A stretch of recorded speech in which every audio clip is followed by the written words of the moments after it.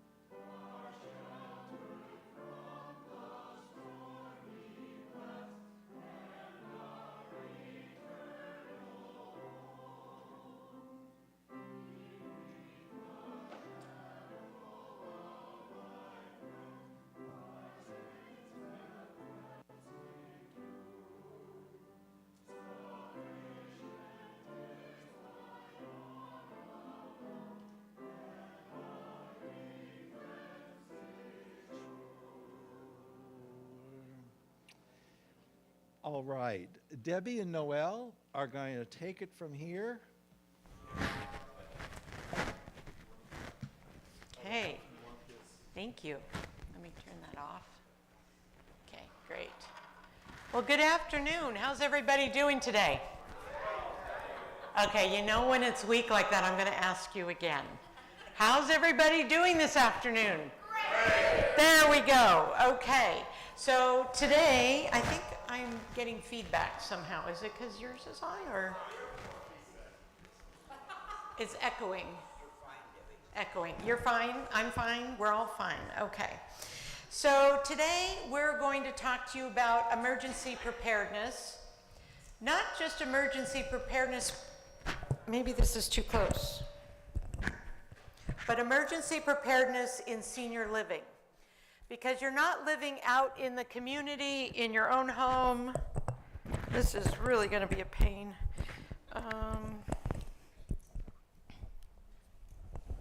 There. You're not living out by yourself in the outside community. You're living in a community, a tight-knit community with neighbors and friends, and I don't want you to forget that there's also staff. So our approach to emergency preparedness is a little bit different. Now, you had on your seats when you came in pads and pens because we want you to take notes. Take notes about the things that you hear that you go, oh gosh, that's right, I meant to do that, or I need to go home and check that, or questions that you might have, because we will take questions at the end.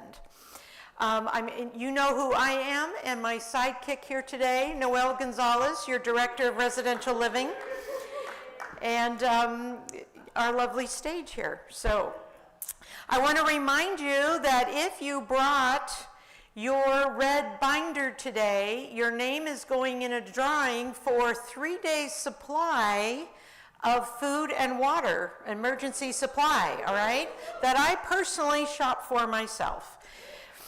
And as you leave today, you will have a party favor. You will all go home with your own personal toilet bagging kit. Okay? And I'm going to show you how to use it. So, for those of you who are disaster preparedness aficionados, you know that there are hundreds of scenarios, and we can't possibly plan for them all. So today we want to boil it down for you into 2 specific types. One is shelter in place. This is the one that you are most likely going to need to do. And the other is evacuation. This is the one we never want to do. But these are your two top scenarios in a senior living community.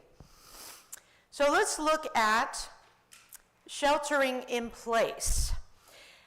We're going to look at home safety, food and water, medication, communication, and the bathroom.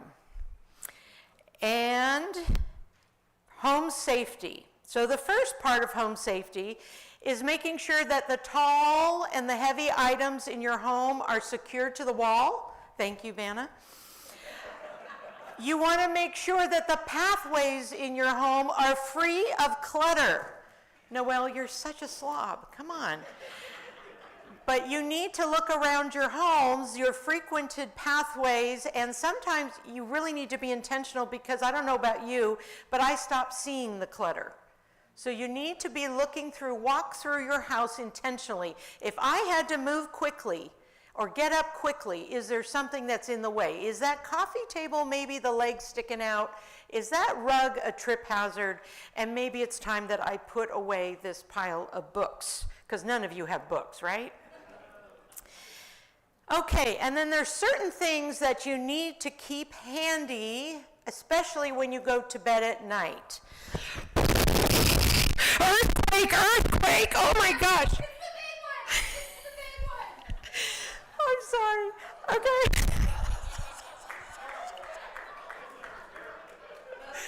Okay. Okay, so first you'll notice that Noelle first protected her head. Now you don't want to hold the pillow on so tight that you suffocate yourself. Now this actually used to be in a resident handbook, so I have a lot of fun sharing that with you.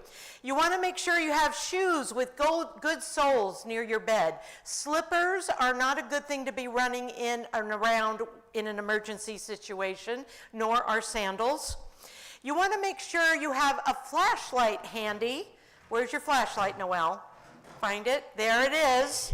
All right. And you want to make sure that your eyeglasses and your hearing aids are handy and in reach. And your cell phone is handy. And I don't know about you, but I plug mine in at night. You want to make sure it's charged. So there she is. She's ready to go and can leave her room safely and move on to the next level of response to the emergency. Thank you, Noelle. You can go back to napping. Yeah, let's have a hand for Noelle, shall we? The next part, now the earthquake is past, the disaster is past, and you are probably going to be without utilities. That is going to be your number one risk, your number one experience, the number one thing we should all know how to prepare for. So you should have what they say is 3 to 5 days of food and water on hand. So let's start with water. This packet right here is 3 days. This is 24 bottles of 16 ounce, I believe. This is enough for 3 days for one person. You could probably stretch it because this is a lot of water, and I doubt that everyone in this room drinks their gallon a day, do you? Yeah, I know I don't. But I find the smaller bottles are easier to store than the great big jugs. Those are hard to carry around, hard to find a place where they fit. But these little bottles, you can put in all kinds of places and stash them around. So that's a good size. Also, you might want to look at drinks that have electrolytes or by powder, electrolyte powder, if this is a concern for you. Some people are really into this smart water.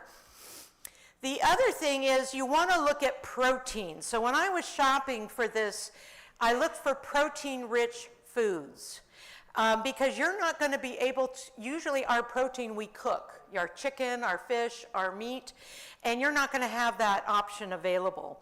You want to think of, I have 9 meals I need to cover in 3 days. So you're going to want to look for things like canned tuna or chicken that has a pull tab, or I discovered these packets at the grocery store that you just tear open. These are really, really handy. And you want to look for things like peanut butter. You know, get the brand you like, crunchy or creamy, doesn't matter. I would stay away from the messy natural stuff that has to be refrigerated. go ahead and go for the good old Skippy. And you want some shelf-stable protein drinks. This is something that's really become a big deal these days, and they taste a lot better than they used to. So look for some protein drinks. I know that most people like them chilled, but you know, in a disaster, you'll take what you can get. So this is a little pack of 4, and I think these are just the standard store brand. You can do whatever one you like. And canned beans. I know most people don't like to talk about canned beans, but you know what? You can eat them warm, you can eat them cold, but here is really quick protein. And in a disaster, this is what you need. And look, folks, it's a pull-top can. You don't even need a can opener. Another category you need to look at is carbohydrates. This is not a time to go paleo. This is not a time to worry about how many carbohydrates you're eating, but you do want carbohydrates that have some health benefit. You know, so you want whole grain crackers. These are saltines, they're not whole grain, but whatever cracker you want to throw in there, because I'm going to partner this with my tuna in the packet, right? So you have your crackers.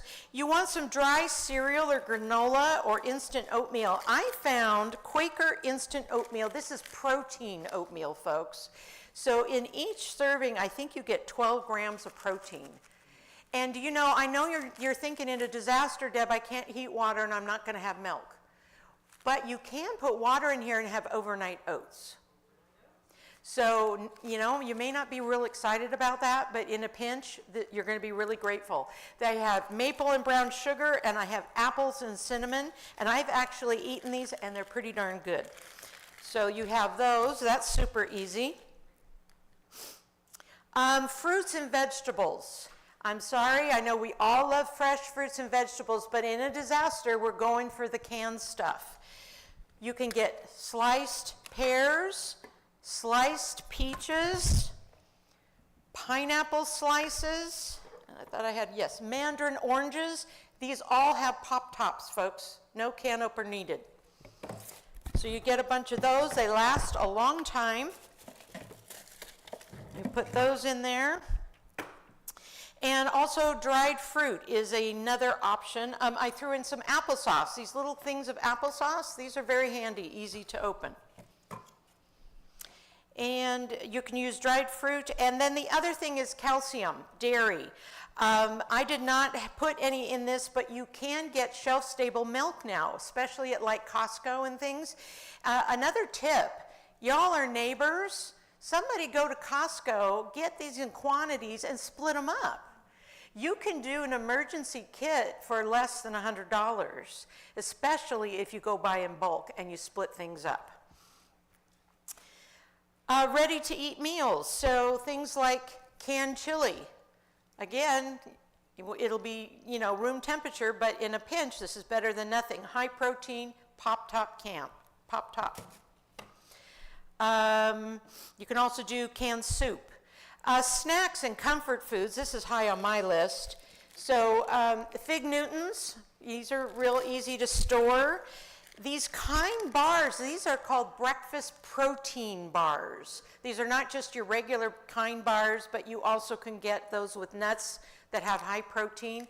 But there's 2 in each pack, and each one has, what was it? It's 8 grams of protein. So this is a really good, you can use these for breakfast or a snack. Let's see, trail mix, nut mix. So I have canned of smokehouse almonds here. You can get any kind of nuts you like. I have raisins, good old raisins in boxes.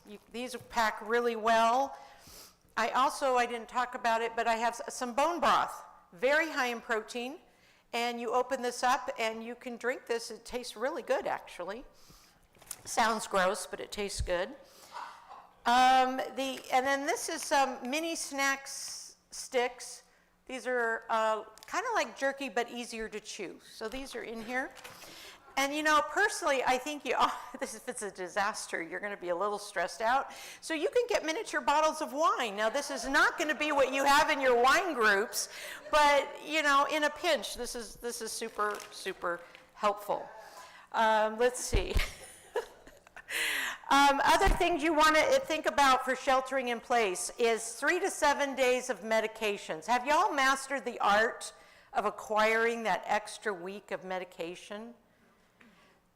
You get it automatically. They send you your medications automatically, but if you can manage this right and start ordering the first day in that window where they let you renew a prescription, you will end up with an extra week or two of medication.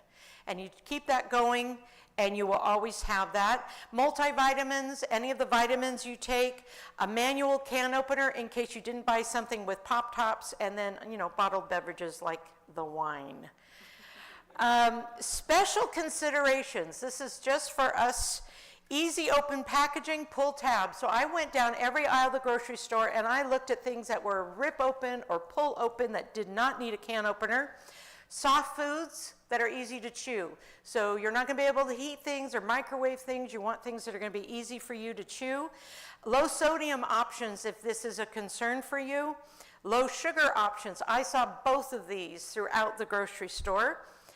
And then my tip and what I do at home is I buy things that can be rotated through my normal pantry, through my normal meals. So I know that maybe every January I'm going to look at the expiration dates in here, and I'm going to move this food into my regular pantry and then shop and replace it in here. So I'm not wasting anything, I'm not throwing out anything. And I also want to add that this water is PBA free. I know that's also a concern with plastic water bottles, so I try to think of all those things. So that's my quick and dirty on how to do your shelter-in-place kit, and I'm going to turn it over to Noelle to talk about other things. Thank you. Can everyone hear me? Can you hear me okay now? Okay. I was just thinking I'm probably going to have 2 of these coolers at my house, one just for the beverages and a whole nother one for the food. Okay. It's 1521. Okay, so shelter in place. Communication is key for this. So you're going to want to make sure that you have your cell phone and a charger with it. Now, you may not have electricity, but they have these great power banks that you can purchase. The key thing is you just have to remember to charge them periodically.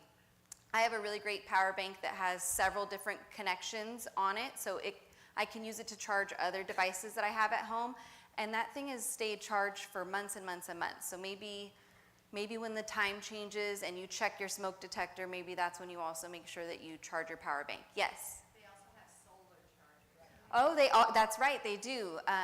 Jeannie says they also have solar chargers. Yes, Chris? I have one in my car that actually will charge my car too if I have a dead battery. So Very cool. Another backup for that. It'll charge all of your plants. There's a charger. She has a. Yes, I am. She has a charger, a power bank that will charge her car, right? About the size of it, is it pretty compact? It's in a case, not much bigger than that. It's about the size of the notepad that you have on your chair, so that's really convenient. It comes with jumper cables and you can jump your car. Jumper cables are also included in this battery backup. Great. List of key phone numbers. This is also something that you could just program into your cell phone, either in your contacts or in the notes section. But if you aren't confident that you will be able to figure that out in your cell phone, maybe your cell phone's a little tricky for you, then definitely a paper copy handy. Texting will likely work even if cell service goes down. So that's comforting for me. You live in a community, right? You guys are already ahead of the other adults in the world. You live in a community with close neighbors and staff. So depend on your neighbors, communicate with them. Hey, I'm going to be out of town for the next 2 weeks. You know, if there's something goes awry, you don't have to worry about checking on my cottage. And if you leave campus, like I said, let someone know. Shelter in place bathroom. You're up. How to bag a toilet.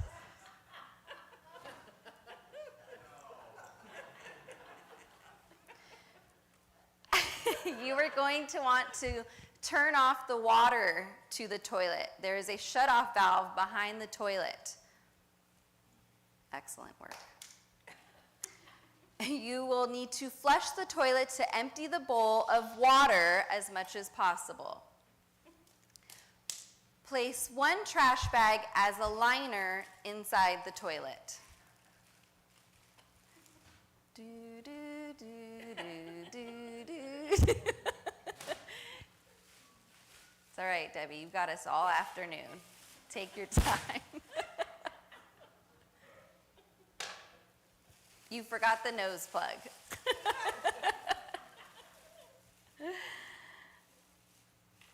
She's saving that for later. Next, after you get the trash bag in the toilet, you're going to want to secure the bag with duct tape.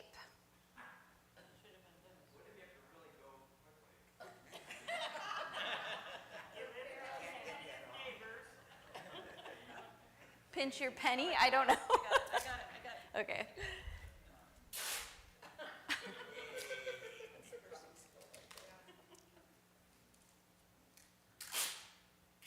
Oh, this is interesting. See, I would have just taken a big long strip and gone all around, but I feel like this, you don't use as much duct tape.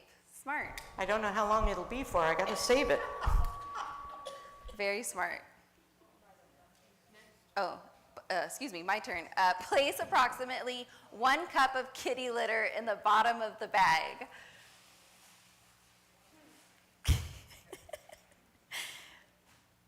Use toilet as usual.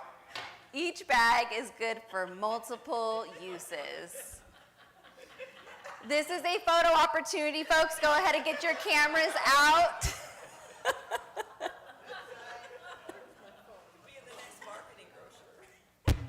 Oh, excuse me. When full, you're going to want to close that bag using duct tape to secure and place the bag outside.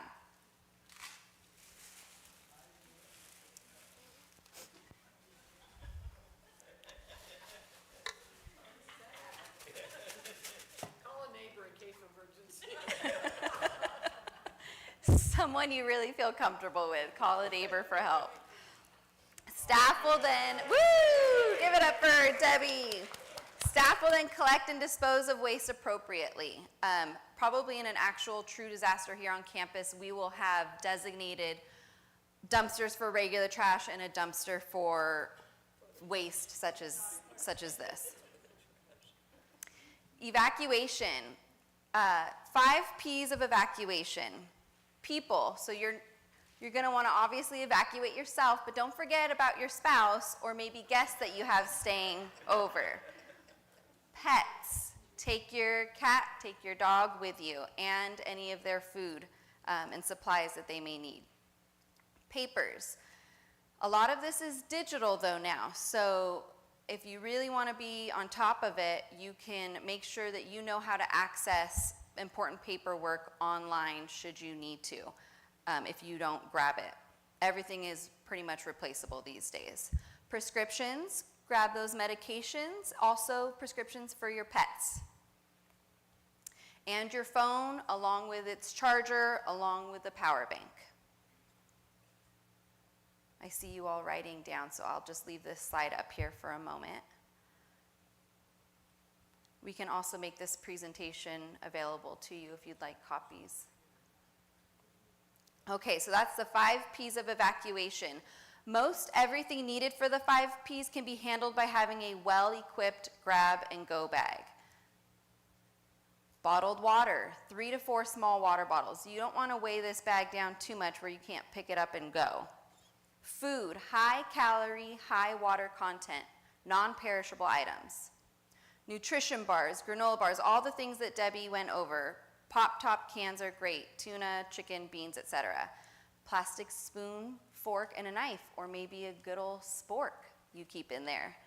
Can opener if needed, if you don't have those pop-top cans. A small first aid kit and a handbook. For yourself, a dust mask, a hat, extra underwear and socks, a small blanket, walking shoes, a whistle, extra house key, gloves, latex, and work gloves. This sounds like a lot. You don't have to do it all. You can do what is most important to you. Yes, Carlene? Yeah, you are going to need to give us these lists because that's too fast to write it. It's also in your disaster manual, so we pulled this information directly from there. All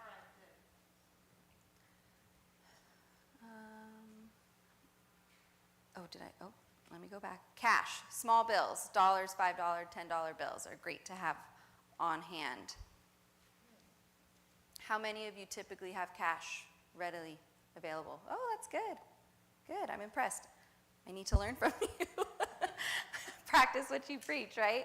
Pets, remember their food, so you want to maybe have a small bag of their food in your grab-and-go bag, some extra water for them as well, a leash, and even a name and address of a veterinarian for them. You can keep their vaccination records on hand, also something that you can probably access easily online these days, and if they have a carrier. Papers, list of pictures of furnishings and valuables. Yes? Go back to the pet one. Yes. You probably want to have those pet poop bags, whatever you want. Oh, good idea. The little waste bags, yes. Kitty litter. Kitty litter, yeah. Okay, so a list of pictures of furnishings and valuables. This is particularly important for a fire disaster. Power of attorney for finances, power of attorney for healthcare, your advance directives, insurance papers, a copy of your will, your living trust, copies of personal identification, and credit cards. Again, a lot of this you could even make digital yourself. You can upload pictures of your ID and credit cards, so you just have it in a file. You can get a copy of your will and your trust and save those digitally also. Yes, Chris said you can get a copy of your will and your living trust and save those digitally as well. Prescriptions, medications for 10 to 14 days if you can. And then prescriptions and medical information, your medical cards, including contact information for your physicians. Your phone, cell phone and a charger, again, same thing we've already talked about. Communication, so make sure, since you live at Monte Vista, it's very important that you communicate with either your area leader or someone in admin to let us know where you are.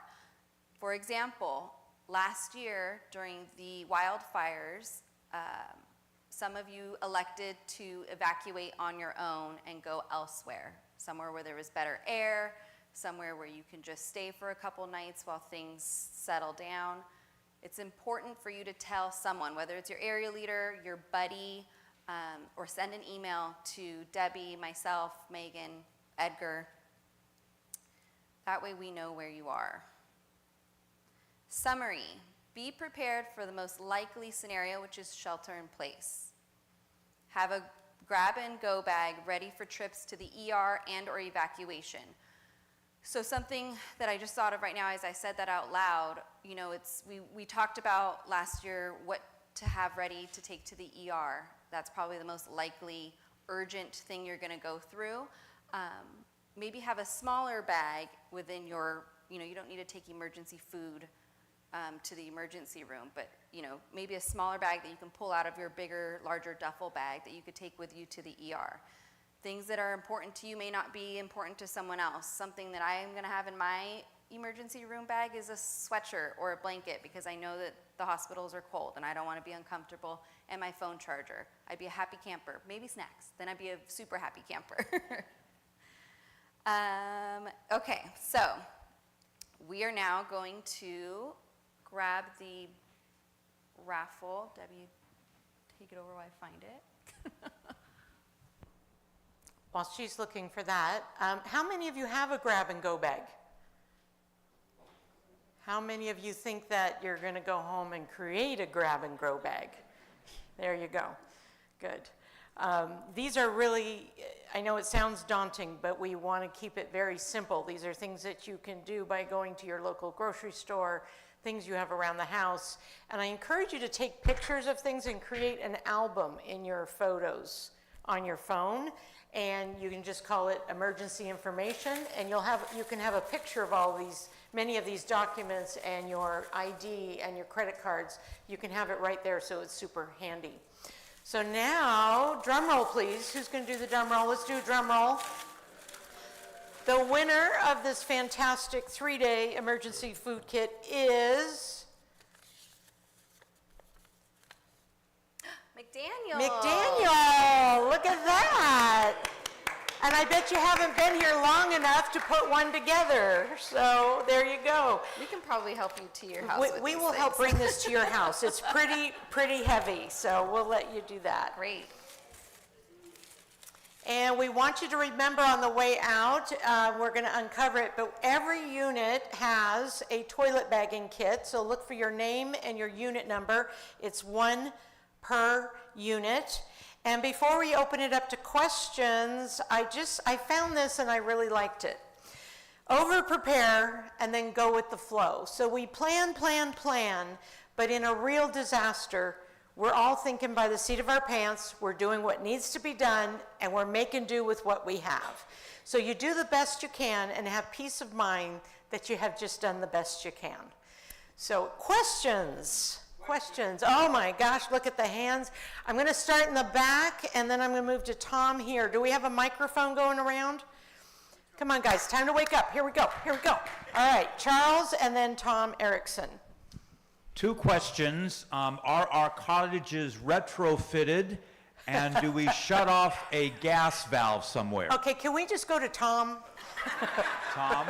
Thanks, Charles, thanks. Retrofitted, no. But I will tell you that even the oldest cottages have been here since the 1920s, and they're still standing. Experts tell us that what we would likely incur during a massive earthquake is a shortage or outage of utilities. You're not going to be sitting in rubble, most likely. Tom, and the gas shutoff. There are automatic gas shutoffs. I believe if it's an earthquake over 6, your gas will automatically shut off to your unit. Tom. 19 years ago. Hello. Hello. Well, you have a loud voice. I can repeat your question. Green light. 19 years ago, we were encouraged to have tents, sleeping bags, Yeah. cooktops. Yeah, so Tom is talking about, Spent $500,000. Tom is talking about the section of D. We had some very active, passionate residents about disaster preparedness. And I can't tell you the questions that I got. The funniest was, maybe it's not really funny, but I had to laugh, was an email that said, will the Grove buy body bags? And I knew then that we had gone too far. So before I responded, a trustee had walked in my office and I said, you won't believe the email I just got.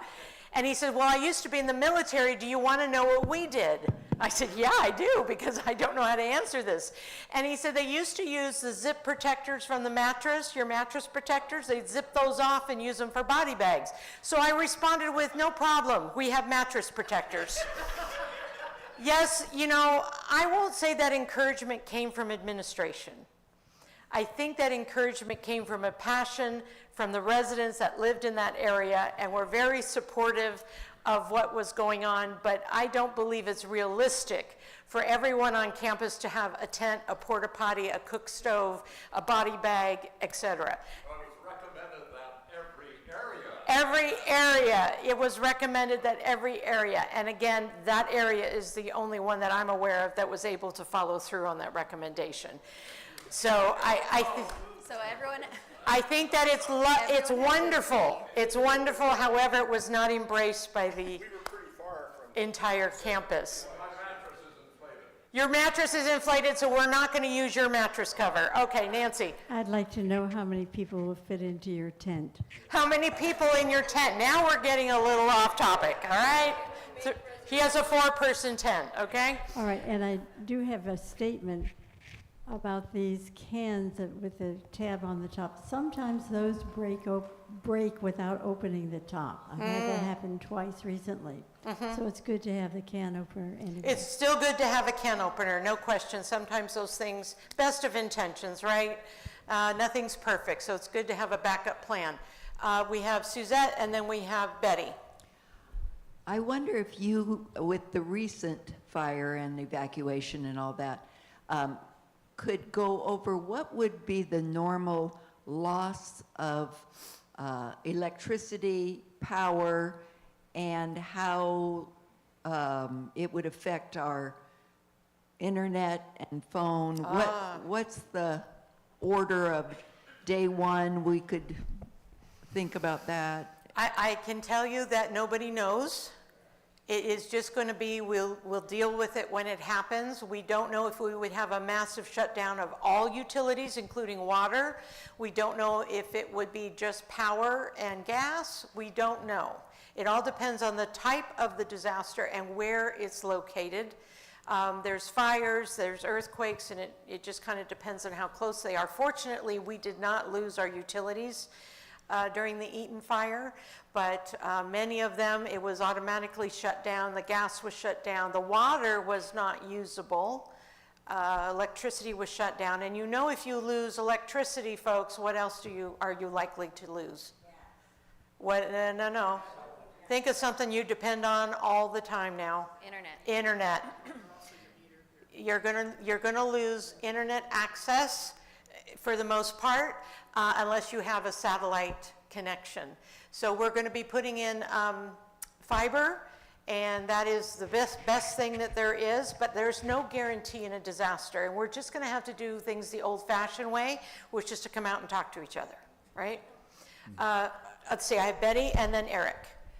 One of the things that I have done to be somewhat prepared is I bought a small safe. It's like a very small carry-on. It's heavy, it's the brand, the safe whatever, and it's supposedly fire and water resistant. So I really have that in the event that something happens and I'm not at home. But I also can grab it. So during the Eaton fire, when I staged things by the door, for the cats, for me, I had my safe staged there. Perfect. And inside of it is my passport, my copies of I have several copies of my birth certificate. I actually have my living trust saved to the flash drive in PDF, so that I have yet another copy of it. So you may want to think about something like that, because I wanted to protect things in the event that I'm not there to grab them. There you go. That's another great thought. I will bring up that most units here are fire sprinklered. So it may not be a fire that ruins your things, but it might be water. Eric and then Chris. So which building in the Grove is the strongest building? And in case of a massive earthquake, where is the central gathering place for us to find each other? C62. No, I'm just kidding. C62, I heard. That's my house. Pretty much the strongest one. Yeah, so I'm getting all the big questions here. Okay, you and Charles, you were in cahoots ahead of time. You know what we do? We have what's called an incident command center, which is what all the hospitals use and big facilities use. And we use it here. And what's great about Incident Command Center is whoever's in charge at that time in that disaster decides where the gathering place would be. So I could tell you today that it's this building, but I could be wrong, because it depends on the disaster, right? And it depends if it's 30 years from now, maybe this building is not the strongest.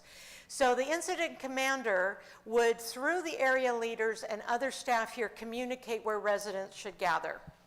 So it could be here, it could be Stewart Cottage, it could be stay in your units, because we don't need people running all over the place. We want you to stay safe. We'll be checking on you personally. So the great thing about being in a community is you just need to hold tight. We'll let you know, depending on the situation. Chris, and then Carlene. As a heads up, also a good idea to have is I bought rechargeable light bulbs. Yes. The other night when when the tree went down a couple months ago, Yes. Charles called me and said, Chris, just be aware when you come home, the place is totally black. Well, my apartment, my cottage was absolutely bright. It looked like a normal night to me because I have lights. that have rechargeable Right. bulbs in them in the bedroom and in the living room. And we got these lights for the hearth as well, and the ranch house in Stewart Cottage. After the last windstorm, a family member suggested those to us. They're a great product. Yeah, $6 or $7 each or something. Yeah, Carlene? There are times during the week when we don't have much staff around at all. Right. What then? What then? So, great question.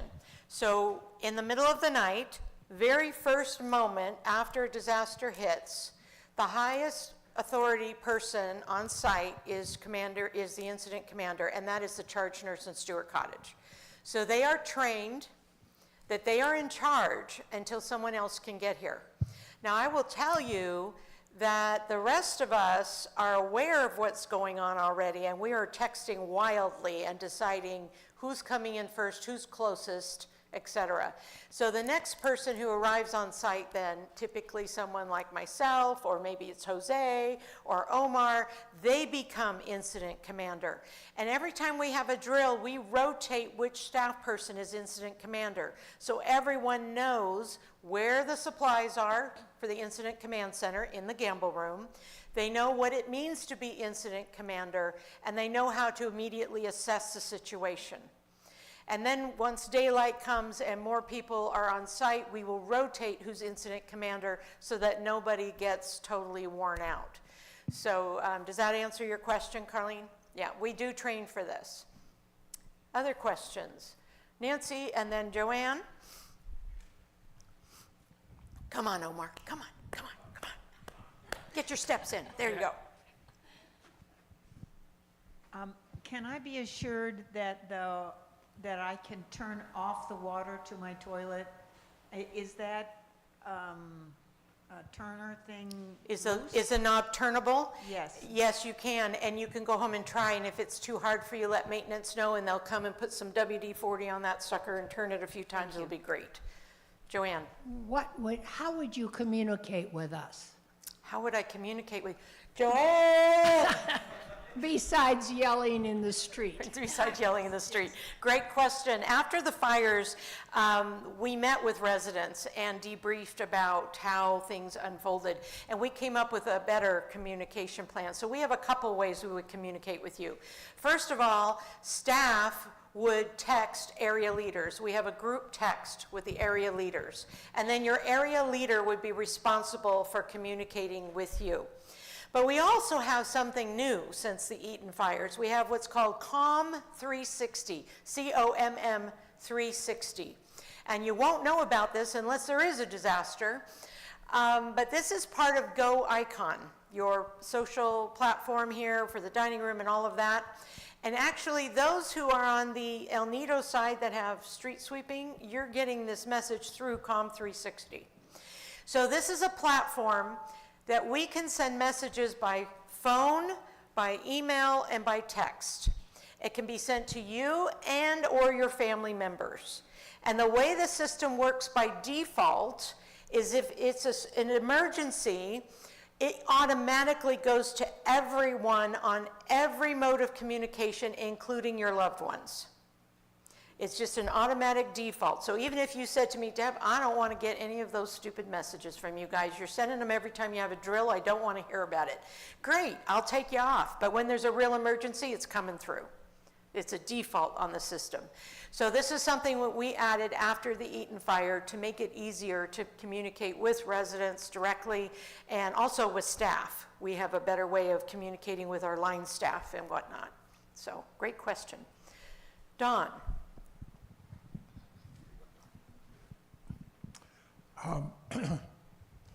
What about us and the hearth, and the ranch house, and the cottage? Love that question. Thank you. You guys have it golden. You don't have to do anything except follow the directions from staff. So staff are all trained and have the supplies for you. Your food and water is taken care of. Your medications are taken care of. They will even bag your toilet for you, Don. And if they're busy, I will do it. So if you're in assisted living, this is one of the perks, all right? You don't need to worry about these things. In the Eaton fire, All of the Hearth, the Ranch House, and Stewart Cottage, those staff had all your medications and your records packed up in case we had to evacuate. So they did all the work to have that ready to go. We had already identified where you would go, so you would have a safe place if we needed to evacuate. And you didn't have to worry about it. You could sleep through it. Good, all right. Betty? He's almost there, there you go. And then Terry in the back, if you want to get ready. Is the COM 360, is that the same as the MVG emergency alert text that we were given some time ago? Yes, I think so. Is that? Well, we had that other broadcast feature, so Oh, it's no, the same. because It works the same. It works the same, but it's improved. Well, the reason I'm asking is, I'm looking at it, there were very few messages, but in December, I got one from you when I forgot to check in. Oh, when that you were- was not the same. Well, you were the mod on duty. Then there's something that is, today's convocation is not available.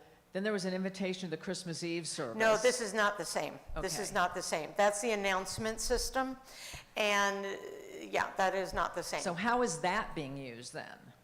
The announcement system? Yeah, because it happens very infrequently, which is Right. why it felt like it was the emergency. It may have been, we were practicing. I'd have to talk to Edgar about that. I can't answer that one. Next, Terry in the back.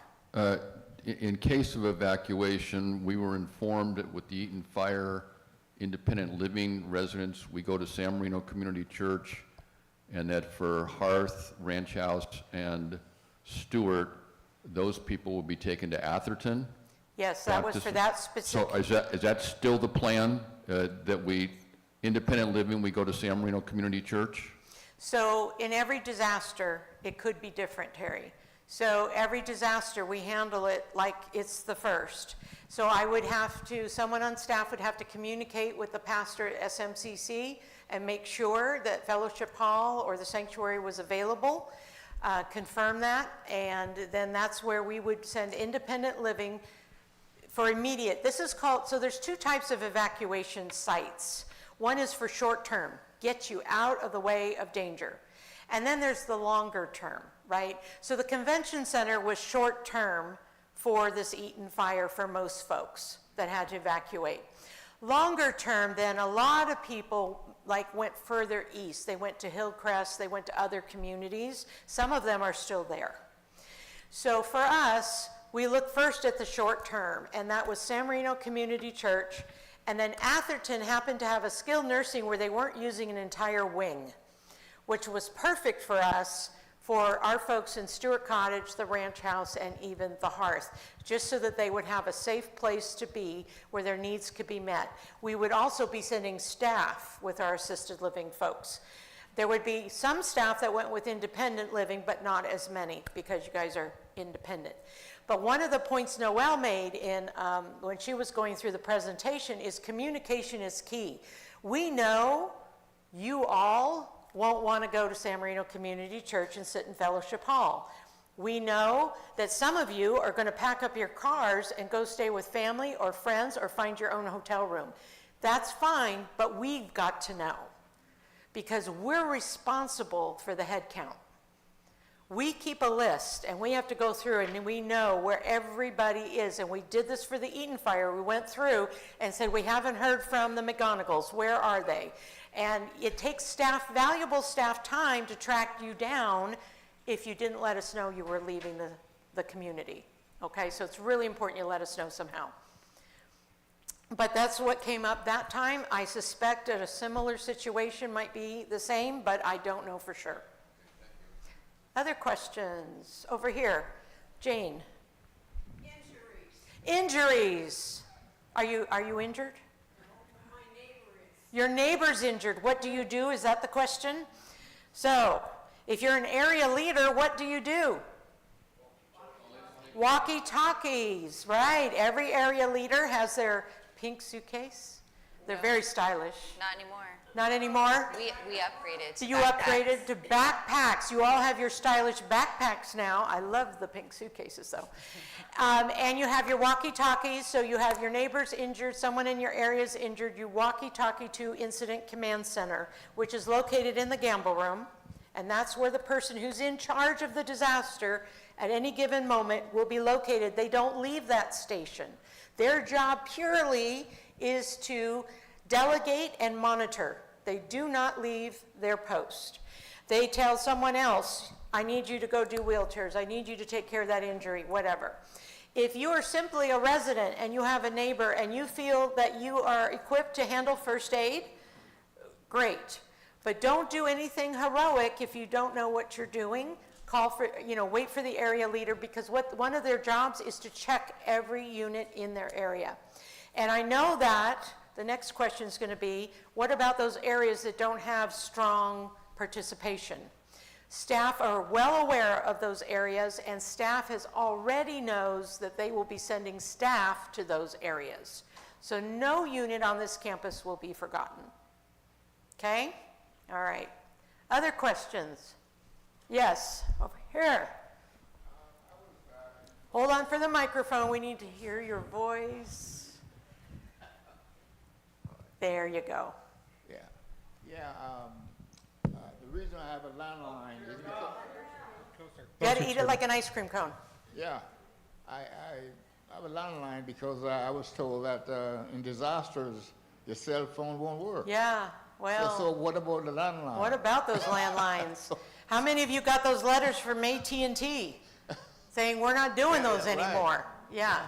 So, the landlines are not always going to be the answer. They're going by the wayside because of the copper wiring. Yeah. But the good news is cell phones are becoming more and more dependable. So, and you also need to remember, I'll say it again, you live in a community. You're never stranded. You're never stranded. So if your cell phone's not working, your landline's not working, you've got neighbors and you've got staff. So it's a little different situation than if you're out by yourself. You're here, and we're all going to look out for each other. Okay? I thought I saw a hand. Oh, here, David. Wait for the microphone. We have people watching online and they can't hear you. Should we have a satellite phone or two on campus? We can have a satellite phone.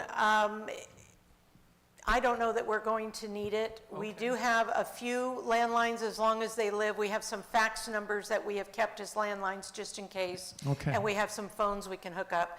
But we also have texting available, staff off-site who might have connection if we don't have it here. And then we also know where the nearest ham radio operator is.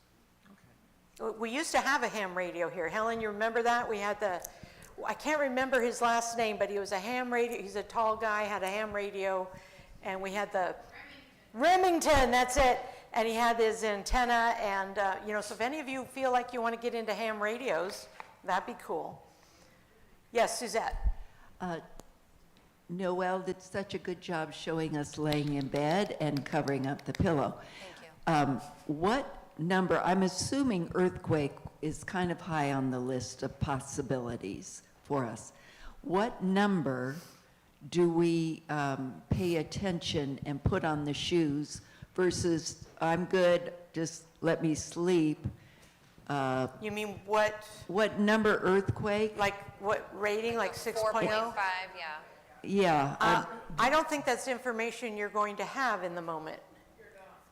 So I think what you do is you trust your gut. If it's shaking really hard, you're going to want to be really careful, and you're going to want to cover your head, protect your head, and wait for a moment after the shaking, because what happens after the initial one? Aftershocks, and sometimes those can be just as big. So you kind of need to trust your gut. We have a lot of earthquakes in Southern California. Most of them we don't even feel. And some of them are over by the time we register in our head, oh, I think that was an earthquake, and it's over. Those are probably not the ones we need to be too concerned about. But you'll know. But staying in bed is the safe thing during it. So in most cases, I don't know what's hanging over your bed. I hope it's nothing heavy. Right. But some people have masterpieces over their bed, right? Large. You want to make sure those are really secured, or consider hanging them somewhere else. Your bed can be a very safe place if there's nothing hanging over the bed, and you protect your head, your face, because, but you don't also want to be running around. The floor by your The floor by your bed if there's nothing big nearby. The thing is, you have to react in the moment. Whether you're in the grocery store, we did a scenario where it was nighttime. It could be, I know we've done earthquake drills, and I'll get messages from writing class saying, oh, we're in writing class, we can't participate. Well, earthquake doesn't care that you're in writing class, folks. So, you know, you might be in writing class. You might be in the dining room at lunchtime. You need to just know how to react no matter where you are, time of day. Protect your head, stop, drop, and cover, right? Stop, drop, and cover. So as much as you safely can do. So we have Diane, and then we have Jeannie. And then, oh, Carlene has a microphone. That trumps that. So let's do Diane, Carlene, and then Jeannie. Okay.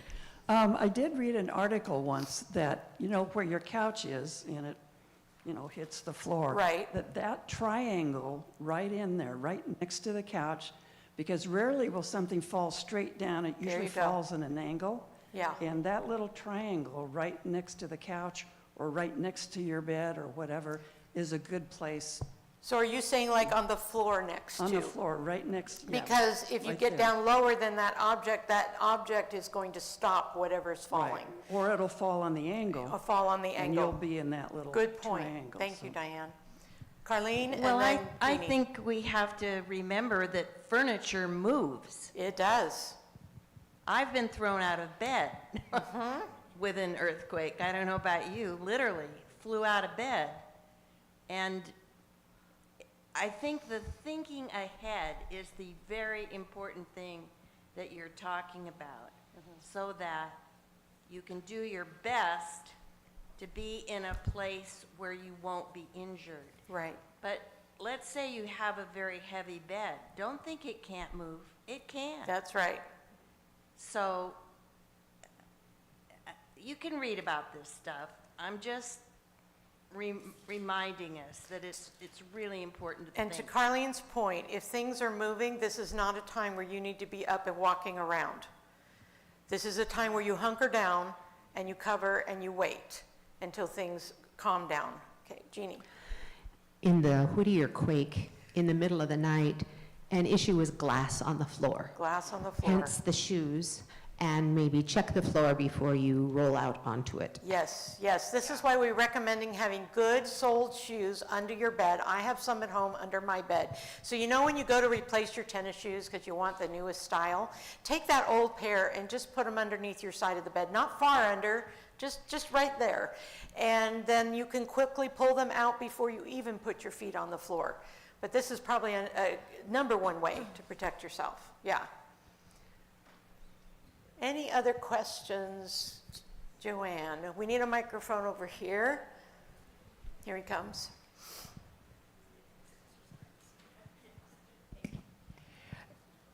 Shortly after we came here, there was a man speaking about earthquake preparedness.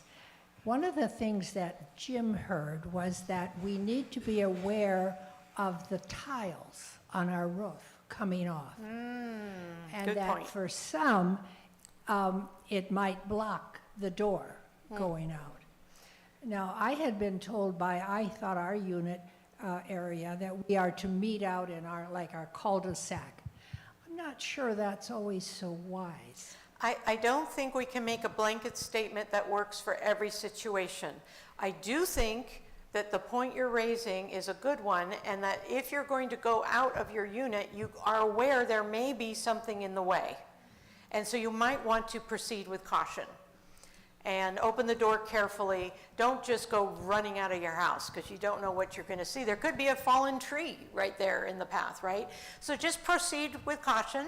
And if it works to meet as an area, great. You know, though, if you don't get to that meeting place, someone's coming to check on you, right? I thought I saw another hand here. Nancy?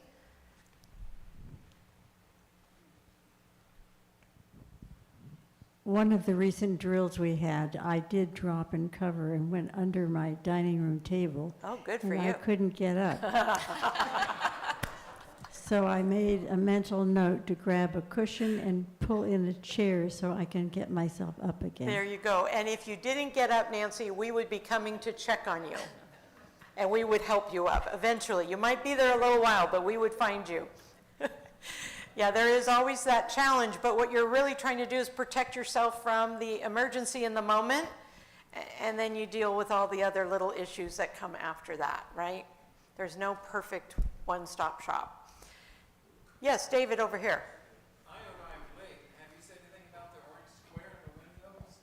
Oh, he's asking about the I'm okay signs in the windows. I haven't said anything. How many of you know about the I'm okay sign?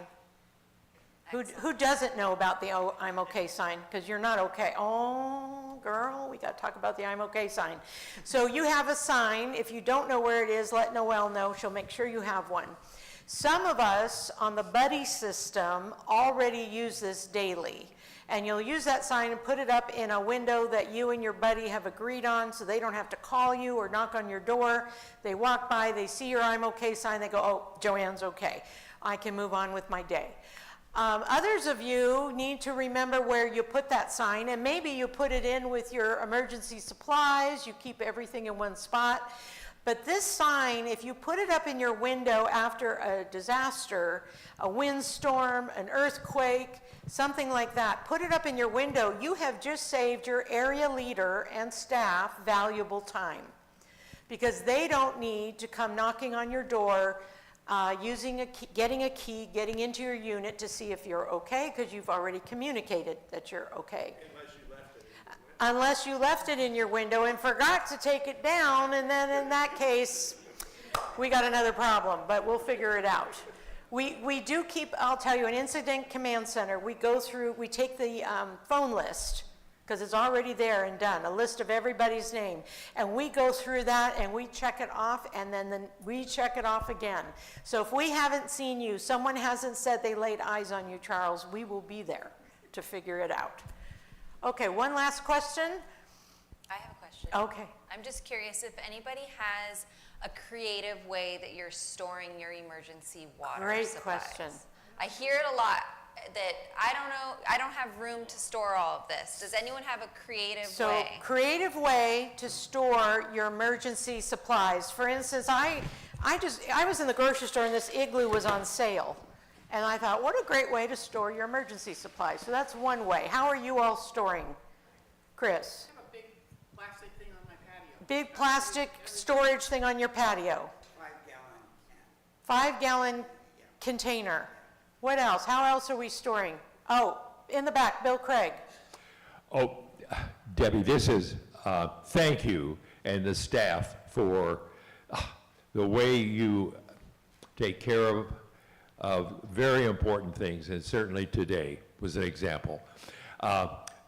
Maybe I could raise just an maybe unrelated matter. We understand that there is a pension board information meeting down in Downey, but we have had them here on occasion, and I'm hoping that that could happen again, because we also got the word that we're closing out Humana at the end of the year. No tears on my part, and it'll be very interesting to get an up-to-date presentation from the pension board, if that's possible. I'll work on that, Bill. Thank you. Thank you. Okay, where's everybody storing their emergency stuff? Anybody else? Thing on the back of the house. Anybody storing it inside the house? Yes. Where are you putting it? Where? I'm like a squirrel. If there is room underneath my clothes or...